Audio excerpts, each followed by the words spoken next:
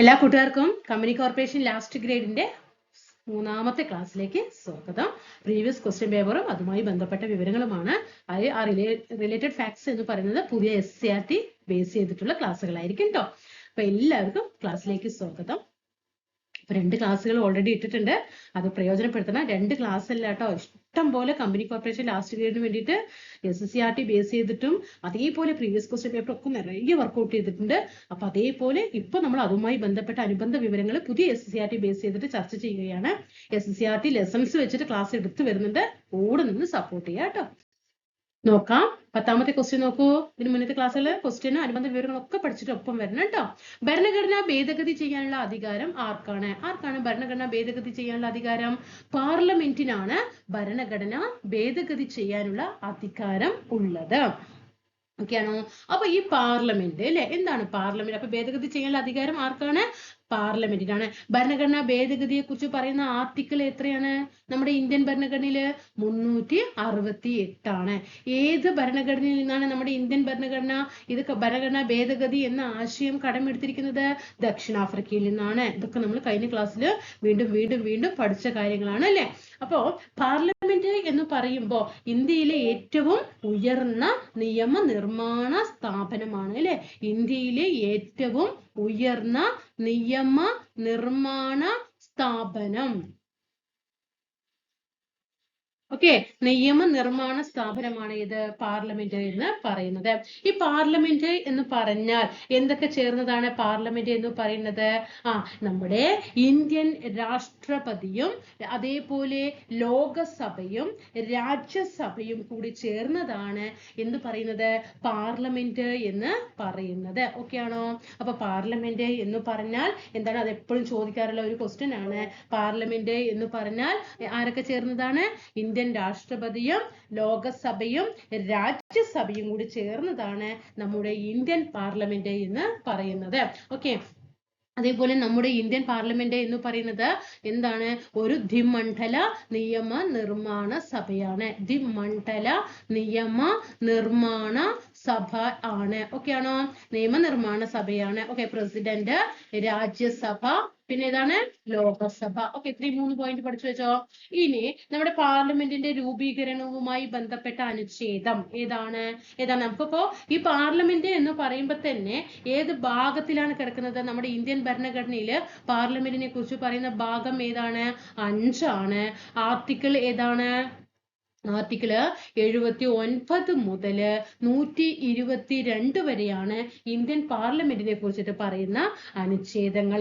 അതിൽ ആർട്ടിക്കിൾ 79 പറയുന്നത് പാർലമെന്റിന്റെ രൂപീകരണത്തെ കുറിച്ചിട്ടാണ്. ആർട്ടിക്കിൾ 79 പറയുന്നത്.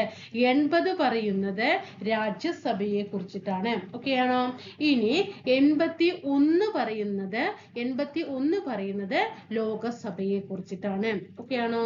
ലോകസഭയാണ്. ഇനി നമ്മുടെ ഇന്ത്യയുടെ പുതിയ പാർലമെന്റ് മന്ദിരത്തിന്റെ നിർമ്മാണ പദ്ധതി, പ്രീവിയസ് ക്വസ്റ്റ്യൻ ആണ്. ഇന്ത്യയുടെ പുതിയ പാർലമെന്റ് മന്ദിരം ഇപ്പൊ പണി കഴിപ്പിച്ചിട്ടുണ്ട്. ആ പാർലമെന്റ് മന്ദിരത്തിന്റെ ആ നിർമ്മാണ പദ്ധതിയെ പറയുന്ന പേര് എന്താണ്? സെൻട്രൽ വിസ്ത പ്രൊജക്ട് എന്നാണ്. എന്താണ്? Central Vista project. Central Vista project എന്ന് ആണ്. ഓക്കെ, ഇനി അതേപോലെ നമ്മുടെ ഈ പാർലമെന്റ് എന്ന് പറയുന്ന സമയത്ത് പാർലമെന്റുകളുടെ അമ്മ എന്ന് അറിയപ്പെടുന്നത് ഏത് പാർലമെന്റിനെയാണ്?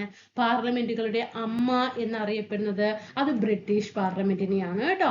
ബ്രിട്ടീഷ് പാർലമെന്റിനെയാണ്. ഓക്കെ, എങ്കിൽ നമ്മുടെ ലോകത്തില് നമ്മുടെ സൗരോർജത്തില് പ്രവർത്തിക്കുന്ന ലോകത്തിലെ ആദ്യത്തെ പാർലമെന്റ് ഏതാണ്?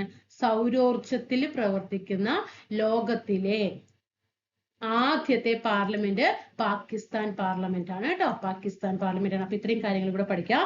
ഇന്ത്യയിലെ ഏറ്റവും ഉയർന്ന നിയമനിർമ്മാണ സ്ഥാപനമാണ് നമ്മുടെ ഇന്ത്യൻ പാർലമെന്റ് എന്ന് പറയുന്നത്. പ്രസിഡന്റും രാജ്യസഭയും ലോകസഭയും ചേർന്നതാണ് ഇന്ത്യൻ പാർലമെന്റ്. ദ്വിമണ്ഡല നിയമനിർമ്മാണ സഭയാണ്. ഇന്ത്യൻ ഭരണഘടനയിൽ ഭാഗം 5 പ്രതിപാദിക്കുന്നു. വകുപ്പ് 79 മുതൽ 122 വരെയാണ്. 79 പാർലമെന്റിന്റെ രൂപീകരണത്തെ കുറിച്ചിട്ടും രാജ്യസഭയെ കുറിച്ചിട്ട് ആർട്ടിക്കിൾ 80ഉം ആർട്ടിക്കിൾ 1981 ലോകസഭയെ കുറിച്ചിട്ടും പറയുന്നു. നമ്മുടെ പുതിയ പാർലമെന്റ് മന്ദിരത്തിന്റെ നിർമ്മാണ പദ്ധതി അറിയപ്പെടുന്നത് സെൻട്രൽ വിസ്ത പ്രൊജക്ട് എന്നാണ്. പാർലമെന്റുകാരുടെ അമ്മ എന്നറിയപ്പെടുന്നത് ബ്രിട്ടീഷ് പാർലമെന്റ് ആണ്. സൗരോർജ്ജത്തിൽ പ്രവർത്തിക്കുന്ന ലോകത്തിലെ ആദ്യത്തെ പാർലമെന്റ് പാകിസ്ഥാൻ പാർലമെന്റ് ആണ്. വൈക്കം സത്യാഗ്രഹം നടന്ന വർഷം ഏതാണ്? വൈക്കം സത്യാഗ്രഹം നടന്ന വർഷം 1900 എപ്പോഴാണ്? 25. ഇതിലിപ്പോ 24 എന്ന ഓപ്ഷൻ ഇല്ല. വൈക്കം സത്യാഗ്രഹം നടന്ന വർഷം. അപ്പൊ ഇവിടെ ആൻസർ 1925 ആണ് ഇതിൽ കൊടുത്തിരിക്കുന്നത് അല്ലെ. അപ്പോ എന്താണ് വൈക്കം സത്യാഗ്രഹത്തെ കുറിച്ചിട്ട് പറയുന്നത് എന്ന് നമുക്ക് നോക്കാം. സാധാരണ എപ്പോഴും വൈക്കം സത്യാഗ്രഹം നടന്ന വർഷം ആരംഭിച്ചത് എന്ന് ചോദിക്കുമ്പോൾ 1924 മാർച്ച് മാസം 30-ാം തീയതിയാണ് ഓക്കെ വൈക്കം സത്യാഗ്രഹം ആരംഭിച്ചു എന്ന് കൊടുത്തിട്ടുണ്ട്. പക്ഷെ ഇവിടെ ഓപ്ഷനിൽ 1924 എന്ന് ഇല്ല. ഓക്കെ, അപ്പൊ നമുക്ക് നോക്കാം. അയിത്ത ജാതിക്കാർ ഇതിനപ്പുറം പ്രവേശിക്കാൻ പാടില്ല. കണ്ടോ, ഇവിടെ ഒരു ബോർഡ് വെച്ചിരിക്കുന്നുണ്ടോ? അപ്പൊ ക്ഷേത്രത്തിന് മുൻവശത്ത് ഇങ്ങനെ ഒരു ബോർഡ് വെച്ചിട്ടുണ്ട്. എന്താണ്? അയിത്ത ജാതിക്കാർ ഇതിനപ്പുറം പ്രവേശിക്കാൻ പാടില്ല. അമ്പലത്തിനകത്തേക്ക് പ്രവേശിക്കുന്നതുമായി ബന്ധപ്പെട്ട സമരമല്ല വൈക്കം സത്യാഗ്രഹം. അതായത് വൈക്കം ക്ഷേത്രത്തിന് 100 മീറ്റർ അകലെ സ്ഥാപിച്ചിരുന്ന ഒരു ബോർഡാണ്. കണ്ടോ, ഇതിപ്പോ ഒരു ക്ഷേത്രം ഇവിടെ സ്ഥിതി ചെയ്യുകയാണെങ്കിൽ ഇപ്പൊ ഇവിടെ ഒരു 100 മീറ്റർ കണക്കില് ഇതിന്റെ പരിസരത്ത് കൂടി നടക്കാം. ഇവിടെ ജനങ്ങൾ എന്ത് ചെയ്യാൻ പാടില്ല? നടക്കാൻ പാടില്ല. അപ്പൊ എത്ര അകലെയാണ്? അപ്പൊ വൈക്കം സത്യാഗ്രഹത്തിന്റെ അകത്തേക്ക് പ്രവേശിക്കുന്നതുമായി ബന്ധപ്പെട്ടിട്ടല്ല എന്ന് പറയുന്നത്. അത് ചോദ്യമാണ്, അത് നല്ല ചോദ്യമാണ്. അത് എപ്പോഴും ചോദിക്കും, നമുക്ക് കൺഫ്യൂഷൻ വരും. വൈക്കം ക്ഷേത്രത്തിന് അകത്തേക്കല്ല, വൈക്കം ക്ഷേത്രത്തിന് പരിസരത്ത് കൂടി നടക്കാൻ വേണ്ടിയിട്ടാണ് എന്ത് ചെയ്തത്? വൈക്കം സത്യാഗ്രഹം നടന്നത് കേട്ടോ. അപ്പോ എത്ര മീറ്റർ അകലെയാണ്? 100 മീറ്റർ അകലെ വെച്ചിരിക്കുന്ന ഒരു ബോർഡാണ് ഇങ്ങനെ എഴുതിയിരിക്കുന്നത്. ദേശീയ പ്രസ്ഥാനം ശക്തമാകുന്ന വേളയിൽ സഞ്ചാര സ്വാതന്ത്ര്യത്തിന് വേണ്ടി കേരളത്തിൽ നടന്ന ഒരു പ്രധാനപ്പെട്ട സമരമാണ് വൈക്കം സത്യാഗ്രഹം. കണ്ടോ, സഞ്ചാര സ്വാതന്ത്ര്യത്തിന് വേണ്ടിയിട്ടാണ് കേട്ടോ. വൈക്കം ക്ഷേത്രത്തിന് ചുറ്റുമുള്ള റോഡിലൂടെ താഴ്ന്നതെന്ന് ഗണിക്കപ്പെട്ടിരുന്ന ജനവിഭാഗങ്ങളെ സഞ്ചരിക്കാൻ അനുവദിച്ചിരുന്നില്ല. അതിന് പരിസരത്തുള്ള റോഡിലൂടെ നടക്കാൻ പോലും അനുവദിച്ചിട്ടുണ്ടായിരുന്നില്ല. ഈ വിവേചനത്തിനെതിരെ 1924 മാർച്ച് 30 സത്യാഗ്രഹം ആരംഭിച്ചു. പ്രീവിയസ് ക്വസ്റ്റ്യൻ ആണ്. വൈക്കം സത്യാഗ്രഹം ആരംഭിച്ചത് 1924 മാസം with date March 30. T K Madhavan, K Kelappan, K P Kesava Menon തുടങ്ങിയവരാണ് ഈ സത്യാഗ്രഹം നയിച്ചത്. ടി കെ മാധവനും പിന്നെ ആരാണ്? കെ കേളപ്പനും കെ പി കേശവമേനോനും. ടി കെ മാധവൻ വൈക്കം സത്യാഗ്രഹത്തിന്റെ നേതാവ് എന്ന് പറയുന്നത് മെയിൻ ആയിട്ട് ടി കെ മാധവനാണ്. പിന്നെ കേളപ്പൻ, കെ പി കേശവമേനോൻ തുടങ്ങിയവരാണ് ഈ സത്യാഗ്രഹം നയിച്ചത്. ദേശീയ ശ്രദ്ധ ആകർഷിച്ച വൈക്കം സത്യാഗ്രഹം മഹാത്മാഗാന്ധിയുടെ മധ്യസ്ഥതയിലാണ് അവസാനിപ്പിച്ചത്. നമുക്കറിയാം 1925 നമ്മുടെ മഹാത്മാഗാന്ധി നമ്മുടെ കേരളം സന്ദർശിക്കുകയാണ് ഈ വൈക്കം സത്യാഗ്രഹത്തിന്റെ ഭാഗമായിട്ട്. അങ്ങനെ മധ്യസ്ഥതയിലാണ് 1925 നവംബർ മാസം 23 ക്ഷേത്രത്തിന്റെ 3 വശങ്ങളിൽ കൂടിയുള്ള റോഡുകൾ, അതായത് കിഴക്കേ നടയിലേക്കുള്ള 2 പാതകൾ ഒഴികെ ഹിന്ദു മതത്തിലെ എല്ലാ വിഭാഗങ്ങൾക്കും തുറന്നു കൊടുക്കപ്പെട്ടു അല്ലെ. അപ്പൊ എന്തായി? വിജയിച്ചു. എന്ത് ചെയ്തു? 3 വശങ്ങളിൽ കൂടിയുള്ള റോഡുകൾ നടക്കാൻ വേണ്ടിയിട്ട് ഹിന്ദു മതത്തിലെ എല്ലാ വിഭാഗങ്ങൾക്കും വേണ്ടിയിട്ട് തുറന്നു കൊടുത്തു. അപ്പോൾ ഇവിടെ പഠിക്കേണ്ടത് 1924 മാർച്ച് മാസം 30 ആരംഭിച്ചത്, അവസാനിപ്പിച്ചത് അടുത്ത വർഷം 1925 നവംബർ മാസം എത്രയാണ്? 23 ഈ ഡേറ്റ് മറക്കരുത് കേട്ടോ. ഇനി അതേപോലെ സവർണജാഥ നോക്കൂ. വൈക്കം സത്യാഗ്രഹത്തോട് ഐക്യദാർഢ്യം പ്രകടിപ്പിക്കുന്നതിന് വേണ്ടി മന്നത്ത് പത്മനാഭന്റെ നേതൃത്വത്തിൽ വൈക്കത്ത് നിന്നും തിരുവനന്തപുരത്തേക്ക് ജാഥ സംഘടിപ്പിക്കപ്പെട്ടു. ഇതാണ് സവർണജാഥ എന്ന് പറയുന്നത്. ഈ ഒരു ക്വസ്റ്റ്യന് ഒരു 4 രീതിയിലൊക്കെ PSC ചോദിക്കും. വൈക്കം സത്യാഗ്രഹത്തോടനുബന്ധിച്ച് നടന്ന ജാഥ ഏതാണ്? സവർണജാഥ. ആരാണ് അതിന് നേതൃത്വം കൊടുത്തത്? മന്നത്ത് പത്മനാഭൻ. എവിടം മുതൽ എവിടം വരെ? വൈക്കം മുതൽ തിരുവനന്തപുരം. പിന്നെ അതേപോലെ ചോദിക്കാറുണ്ട്, മന്നത്ത് പത്മനാഭൻ സവർണജാഥ നടത്തിയത് ഏത് സത്യാഗ്രഹത്തോടനുബന്ധിച്ചിട്ടാണ്? വൈക്കം സത്യാഗ്രഹത്തോടനുബന്ധിച്ചിട്ടാണ്. കണ്ട ചോദ്യങ്ങൾ വരുന്നവര് അങ്ങനെയൊക്കെ എന്ത് ചെയ്യാറുണ്ട്? PSC ചോദിക്കാറുണ്ട്. അതേപോലെ ഇപ്പൊ നമുക്ക് വൈക്കം സത്യാഗ്രഹവുമായിട്ട് ബന്ധപ്പെട്ടിട്ട് നമുക്ക് പഠിക്കാൻ, അതായത് സത്യാഗ്രഹം ആരംഭിച്ച സമയത്ത് ആരംഭിച്ച വ്യക്തികൾ ആരൊക്കെ എന്ന് ചോദിച്ചാല്, അതായത് ഇപ്പൊ നമുക്കറിയാം നേതൃത്വം കൊടുത്തത് നമ്മൾ നേരത്തെ പറഞ്ഞു ടി കെ മാധവനും കെ കേളപ്പനും കെ പി കേശവമേനോനാണെന്ന് പറഞ്ഞു. 1924 മാർച്ച് 30 ആരംഭിച്ചു എന്ന് നമ്മൾ പറഞ്ഞു അല്ലെ. ആ മാർച്ച് 30 ആരംഭിച്ച സമയത്ത് അത് ആരംഭിച്ച വ്യക്തികൾ ആരൊക്കെയാണ്? ഒന്ന് കുഞ്ഞാപ്പി. ഞാൻ SSCRT വൈക്കം സത്യാഗ്രഹത്തെ കുറിച്ചിട്ട് പറഞ്ഞത് എന്താണെന്നുള്ളത് നിങ്ങൾക്ക് ഇപ്പൊ അവിടെ ഇട്ട് തന്നു. ഇത് നമ്മൾ ഇനി എക്സ്ട്രാ പ്രീവിയസ് ആയിട്ട് ചോദിച്ച ചോദ്യങ്ങളാണ്. കുഞ്ഞാപ്പിയും ബാഹുലേയനും അതുപോലെ ഗോവിന്ദ പണിക്കരും ട്ടോ. കുഞ്ഞാപ്പി, ബാഹുലേയൻ, ഗോവിന്ദ പണിക്കർ ഇവരാണ് 1924 മാർച്ച് 30 സത്യാഗ്രഹം ആരംഭിച്ചത് കേട്ടോ. സത്യാഗ്രഹം ആരംഭിച്ചത് കുഞ്ഞാപ്പി എന്ന് പറയുന്നത് പുലയ വിഭാഗമാണ് കേട്ടോ. പുലയ വിഭാഗമാണ്. ബാഹുലേയൻ ഈഴവ വിഭാഗമാണ് കേട്ടോ. ബാഹുലേയൻ ഈഴവ വിഭാഗവും ഗോവിന്ദ പണിക്കർ എന്ന് കേൾക്കുമ്പോൾ തന്നെ അതിലറിയാം നായർ വിഭാഗവുമാണ്. Okay, 1 second. ഓക്കെ, അപ്പോ ബാഹുലേയൻ ഏതാണ്? ഈഴവ വിഭാഗമാണ് കേട്ടോ. ഗോവിന്ദ പണിക്കർ നായർ സമുദായമാണ്. ഓക്കെ, സത്യാഗ്രഹം ആരംഭിച്ചത്. അപ്പൊ സത്യാഗ്രഹത്തിന് നേതൃത്വം കൊടുത്തത് T K. Madhavan, K. Kelappan, K P. Kesava Menon. 1924 March 30 സത്യാഗ്രഹം ആരംഭിച്ച വ്യക്തികൾ കുഞ്ഞാപ്പിയും ബാഹുലേയനും ഗോവിന്ദ പണിക്കരും. കുഞ്ഞാപ്പി പുലയ വിഭാഗവും ബാഹുലേയൻ ഈഴവ വിഭാഗവും ഗോവിന്ദ പണിക്കർ നായർ വിഭാഗവും ആയിരുന്നു കേട്ടോ. ഓക്കെ, അതേപോലെ ഈ പ്രീവിയസ് ക്വസ്റ്റ്യൻ ആണ്. ടി.കെ. മാധവനാണ് വൈക്കം സത്യാഗ്രഹത്തിന് മെയിൻ ആയിട്ടുള്ള ആളെന്ന് പറഞ്ഞു അല്ലെ. അദ്ദേഹം അയിത്തത്തിനെതിരായിട്ട് എന്ത് ചെയ്തിട്ടുണ്ടായിരുന്നു? ഒരു പ്രമേയം അവതരിപ്പിച്ചിട്ടുണ്ടായിരുന്നു. അയിത്തത്തിനെതിരെ കേട്ടോ. അയിത്തത്തിനെതിരെ പ്രമേയം അവതരിപ്പിച്ച ഇന്ത്യൻ നാഷണൽ കോൺഗ്രസിന്റെ ഏത് സമ്മേളനത്തിലാണ് ടി.കെ. മാധവൻ ഈ പ്രമേയം അവതരിപ്പിച്ചത് എന്ന് ചോദിക്കാറുണ്ട്. 1923 വെരി ഇമ്പോർട്ടന്റ് ക്വസ്റ്റ്യൻ ആണ്. കാക്കിനഡ സമ്മേളനത്തിലാണ് കേട്ടോ. 1923 കാക്കിനഡ സമ്മേളനത്തിൽ ഇന്ത്യൻ നാഷണൽ കോൺഗ്രസിന്റെ കാക്കിനഡ സമ്മേളനത്തിലാണ് ടി.കെ. മാധവൻ അയിത്തത്തിനെതിരെ പ്രമേയം അവതരിപ്പിക്കുന്നത്. 1924 മാർച്ച് മാസം 30 വൈക്കം സത്യാഗ്രഹം ആരംഭിക്കുന്നത്. ഓക്കെ ആണല്ലോ. ഇനി അതേപോലെ വൈക്കം സത്യാഗ്രഹവുമായി ബന്ധപ്പെട്ടിട്ട് ഒരുപാട് നേതാക്കൾ ഉണ്ട് കേട്ടോ. ടി.കെ. മാധവൻ പറഞ്ഞു, കേളപ്പൻ പറഞ്ഞു, കെ.പി. കേശവമേനോൻ പറഞ്ഞു. സത്യാഗ്രഹം ആരംഭിച്ച കുഞ്ഞാപ്പി ഉണ്ട്, ബാഹുലേയുണ്ട്, ഗോവിന്ദ പണിക്കരുണ്ട്. അതുപോലെ തന്നെ സി.വി. കുഞ്ഞിരാമൻ ഒരുപാട് നവോത്ഥാന നായകന്മാരൊക്കെ ഉണ്ട് കേട്ടോ. പിന്നെ നമുക്കറിയാം അന്നത്തെ പത്മനാഭൻ സവർണജാഥ നടത്തി എന്ന് പറഞ്ഞു. അതുപോലെ ചങ്ങനാശ്ശേരി പരമേശ്വരൻ പിള്ളയുണ്ട്. അതുപോലെ തന്നെ കുരൂർ നീലകണ്ഠ പിള്ള ഇവരൊക്കെ എന്താണ്? വൈക്കം സത്യാഗ്രഹത്തിന്റെ പിന്നിലുള്ള നേതാക്കളാണ് കേട്ടോ. അതേപോലെ ഈ വൈക്കം സത്യാഗ്രഹത്തിന്റെ സമയത്ത് ആശ്രമമായിട്ട് ഉപയോഗിച്ച ശ്രീനാരായണ ഗുരുവിന്റെ മഠം ഏതാണ്? ഈ വൈക്കം സത്യാഗ്രഹവുമായി ബന്ധപ്പെട്ട ഈ നവോത്ഥാന നേതാക്കളുണ്ടല്ലോ, അവരൊരു ആശ്രമം, അവിടെ താമസിക്കാനായിട്ട് ഒരു ആശ്രമം ഉപയോഗിച്ചിട്ടുണ്ടായിരുന്നു. അത് ശ്രീനാരായണ ഗുരുവിന്റെ ഏത് ആശ്രമമാണ്? വെല്ലൂർ മഠമാണ് കേട്ടോ. വെല്ലൂർ മഠം എവിടെയാണ്? വൈക്കത്ത് അല്ലെ. വെല്ലൂർ മഠം എവിടെയാണ്? വൈക്കത്ത് കേട്ടോ. അതവിടെ പഠിക്കണം. പിന്നെ അതേപോലെ ഗാന്ധിജിയുടെ പ്രേരണയാലാണ് എന്ത് ചെയ്യുന്നത്? നമ്മുടെ ആചാര്യ വിനോബ ഭാവെ എന്ത് ചെയ്യുന്നത്? വൈക്കം സത്യാഗ്രഹത്തിന്റെ ക്യാമ്പ് സന്ദർശിക്കുന്ന പ്രീവിയസ് ക്വസ്റ്റ്യൻ ആണ്.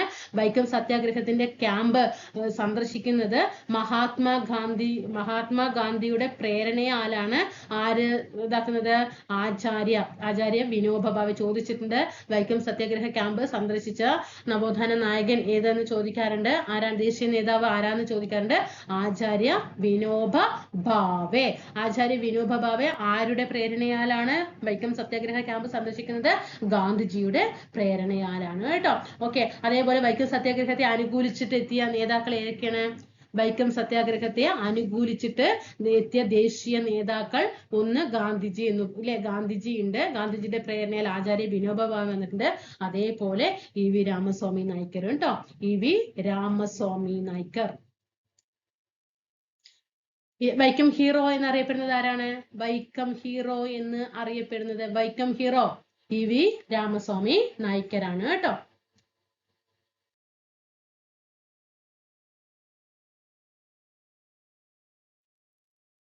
അതേപോലെ വൈക്കം സത്യാഗ്രഹം ആരംഭിക്കുന്ന സമയത്ത് തിരുവിതാംകൂർ ഭരണാധികാരി ആരായിരുന്നു? 1924 മാർച്ച് 30 വൈക്കം സത്യാഗ്രഹം ആരംഭിച്ചു എന്ന് പറഞ്ഞു അല്ലെ. ആ വൈക്കം സത്യാഗ്രഹം തുടങ്ങുന്ന സമയത്ത് തിരുവിതാംകൂർ ഭരണാധികാരി ആരാണ്? പ്രീവിയസ് ക്വസ്റ്റ്യൻ ആണ്. ശ്രീമൂലം തിരുനാളാണ് കേട്ടോ. ശ്രീമൂലം തിരുനാളാണ്. എങ്കിൽ വൈക്കം സത്യാഗ്രഹം അവസാനിച്ചു അല്ലെ. 1925 നവംബർ 23 അവസാനിച്ചു അല്ലെ. ആ അവസാനിക്കുന്ന സമയത്ത് തിരുവിതാംകൂർ ഭരണാധികാരി ആരായിരുന്നു? സേതു ലക്ഷ്മിബായി. റാണി സേതു ലക്ഷ്മിബായി. ശ്രീമൂലം തിരുനാളും അതേപോലെ സേതു ലക്ഷ്മിബായി കേട്ടോ.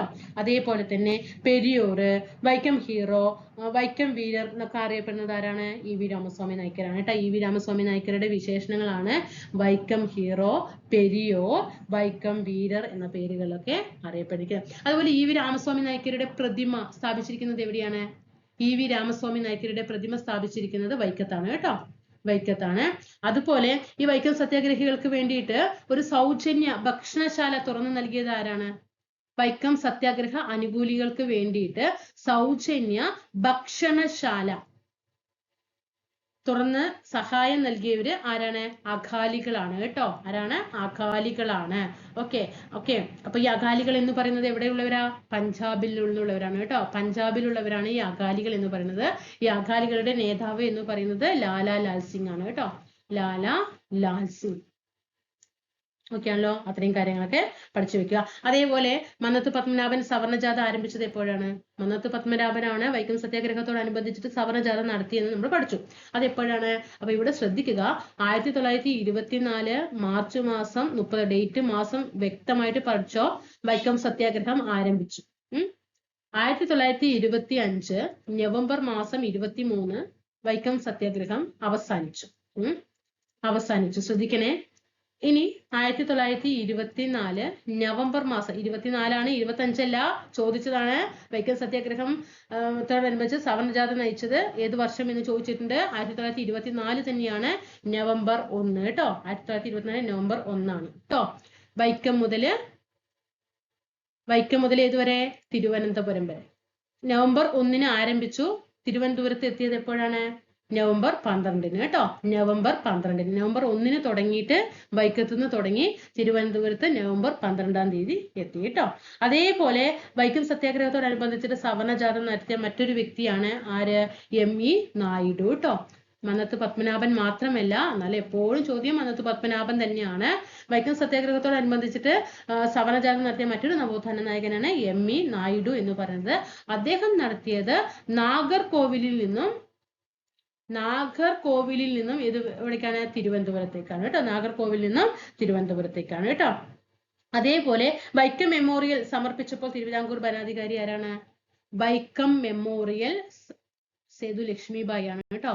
വൈക്കം മെമ്മോറിയൽ സമർപ്പിച്ചത് ഏത് തിരുവിതാംകൂർ ഭരണാധികാരിയിലാണ്? സേതു ലക്ഷ്മിബായിന്. തിരുവിതാംകൂറിൽ വില്ലുവണ്ടി യാത്ര നടത്തി ചരിത്രം സൃഷ്ടിച്ച സാമൂഹ്യ പരിഷ്കർത്താവ് ആരാണ്? വില്ലുവണ്ടി യാത്ര നടത്തി ചരിത്രം സൃഷ്ടിച്ചത് ആരാണ്? അയ്യങ്കാളിയാണ് വില്ലുവണ്ടി യാത്ര നടത്തിയത്. അതേപോലെ തന്നെ ഏത് വർഷമാണ്? 1897 വില്ലുവണ്ടി യാത്ര നടത്തുന്നത്. അതേപോലെ 1915 അയ്യങ്കാളി എന്ത് ചെയ്യുന്നത്? പുലയ ലഹള നടത്തുന്നത്. പുലയ ലഹള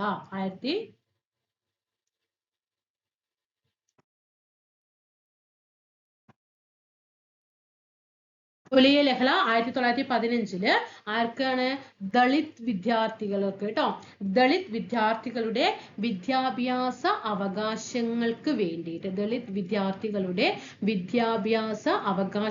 വേണ്ടിയിട്ട് 1915 പുലയ ലഹള നടത്തി. നമുക്കറിയാം പഞ്ചമി എന്ന വിദ്യാർത്ഥി അല്ലെ, പഞ്ചമി എന്ന ദളിത് വിദ്യാർത്ഥി എന്ത് ചെയ്തു?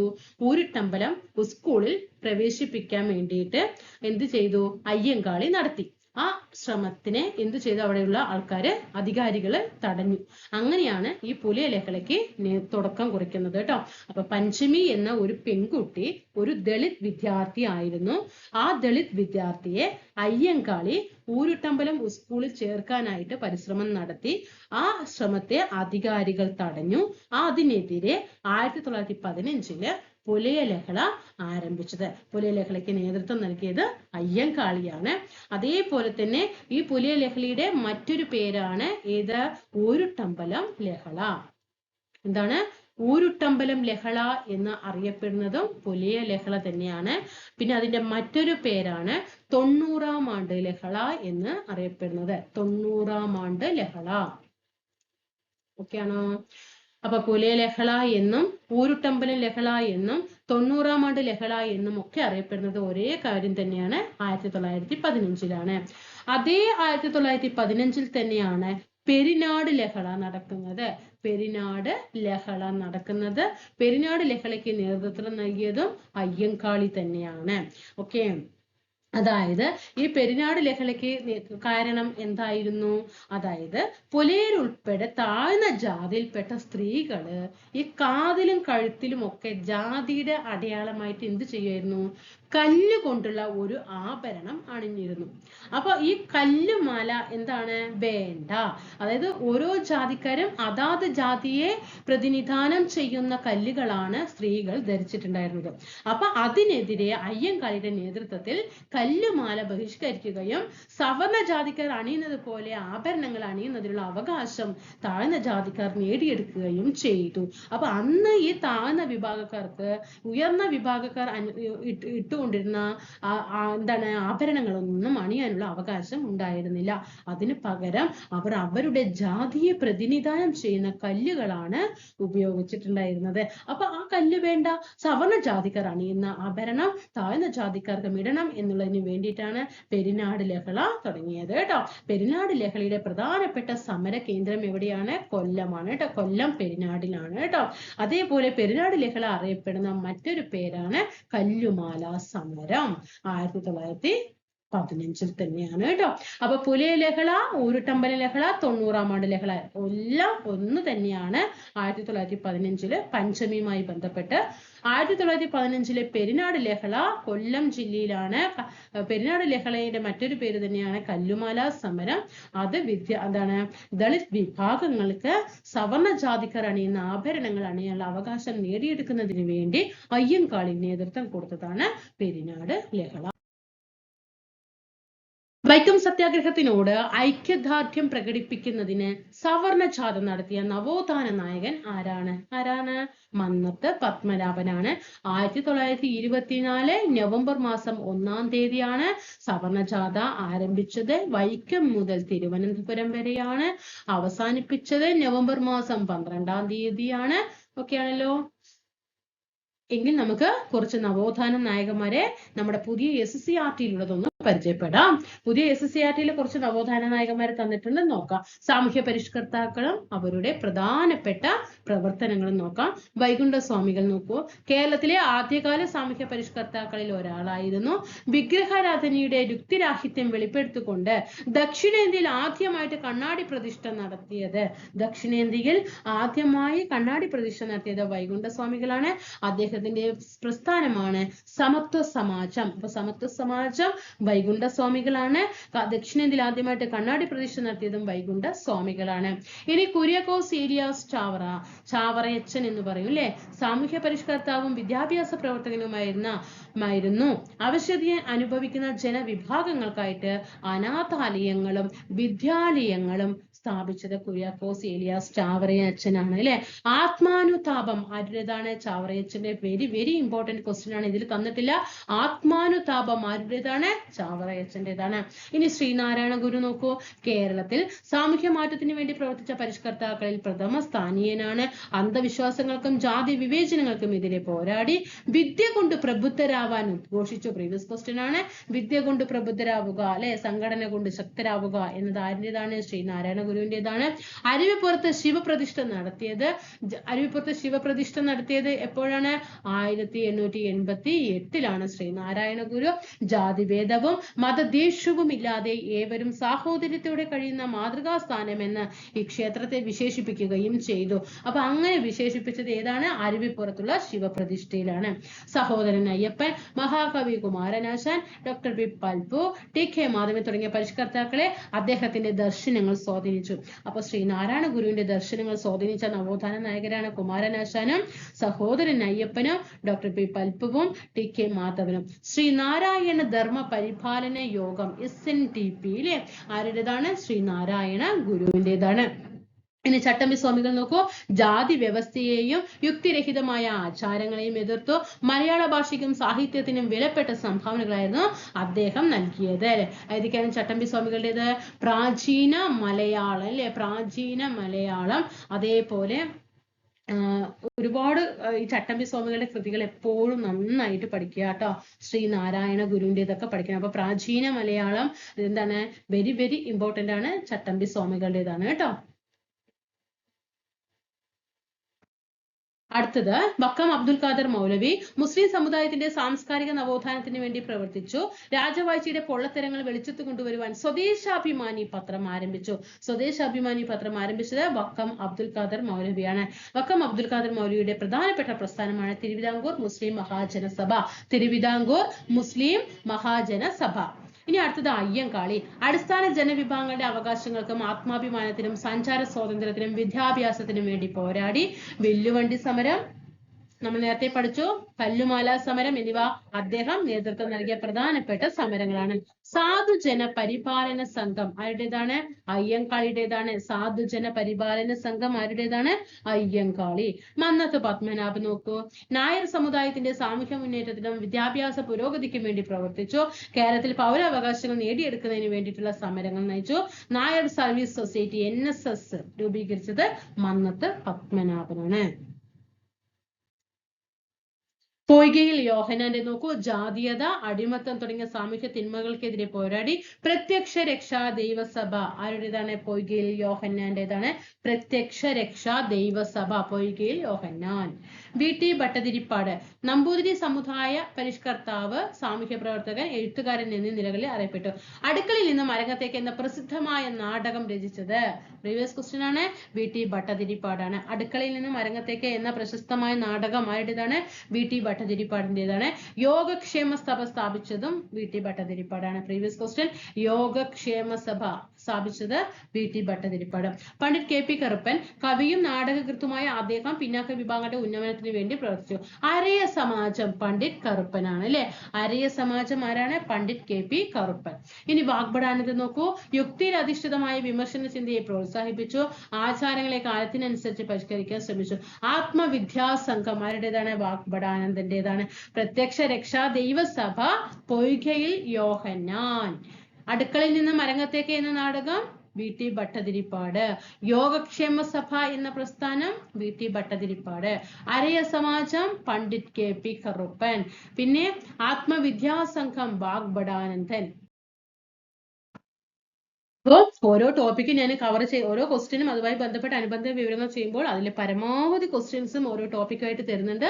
നന്നായിട്ട് പ്രയോജനപ്പെടുത്തുക. ക്ലാസ് ഇഷ്ടപ്പെടുകയാണെങ്കിൽ സബ്സ്ക്രൈബ് ചെയ്തുകൊണ്ട് എല്ലാ കൂട്ടുകാരും നമ്മുടെ ചാനലിൽ സപ്പോർട്ട് ചെയ്യണമെന്ന് വിനീതമായി അഭ്യർത്ഥിക്കുകയാണ്. അതേപോലെ നമുക്ക് എന്താണ് ലൈക്ക് ചെയ്തുകൊണ്ടും താഴെ അഭിപ്രായങ്ങളും തെറ്റുകൾ എന്തെങ്കിലും ഉണ്ടെങ്കിൽ അത് തീർച്ചയായിട്ടും ചൂണ്ടിക്കാണിക്കുകയും ചെയ്യണം. ടെലിഗ്രാം ഗ്രൂപ്പിൽ ജോയിൻ ചെയ്യുക. വീഡിയോയ്ക്ക് ഹൈപ്പ് കൊടുക്കാനായിട്ട് ശ്രദ്ധിക്കുക കേട്ടോ. നമുക്ക് അടുത്ത ക്ലാസ്സിൽ കാണാം. ബൈ.